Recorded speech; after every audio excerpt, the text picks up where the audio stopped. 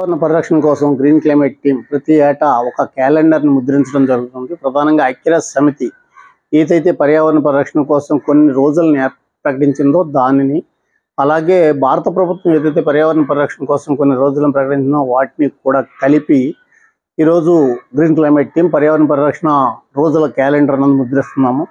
మనం అంతా June 5 environment day ఒకటే గుర్తిస్తాము, కానీ జూన్ ఒకటే కాకుండా ఫిబ్రవరి 2వ తేదీ వెట్లాండ్స్ డే అని ఉంది, అలాగే గాలుల పరిరక్షణ దినోత్సవం ఉంది, అలాగే నీటి పరిరక్షణ దినోత్సవం ఉంది, సముద్రాల పరిరక్షణ దినోత్సవం ఉంది, అలాగే కోతుల దినోత్సవం, కప్పల దినోత్సవం, ఏనుగుల దినోత్సవం, ఇలాగ చాలా రకాల రోజుల్ని మనం సెలబ్రేట్ చేయడం జరుగుతుంది.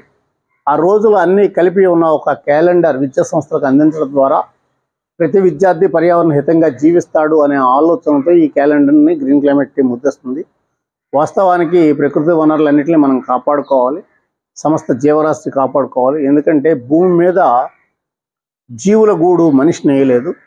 ఏదైతే జీవుల గూడు ఉందో అందులో మనిషి కూడా ఒక భాగమే. భూమి మీద ఏదైతే 380 కోట్ల సంవత్సరాల కిందటి నుంచి జీవులు వస్తున్నాయో, ఆ క్రమంలో మనిషి భూమి మీదకి వచ్చింది 2 లక్షల సంవత్సరాల కిందట.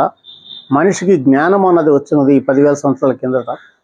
కానీ గడిచిన 300 ఏళ్లుగా పర్యావరణ విధ్వంసం చాలా పెద్ద ఎత్తున జరుగుతుంది. దీన్ని దృష్టిలోకి తీసుకొని పర్యావరణ విధ్వంసాన్ని ఆపాలి, ప్రకృతి వనరులను కాపాడాలనే ఆలోచనతో గ్రీన్ క్లైమేట్ టీం ఈ క్యాలెండర్ ముద్రించి అన్ని విద్యా సంస్థలకి అందజేస్తుంది.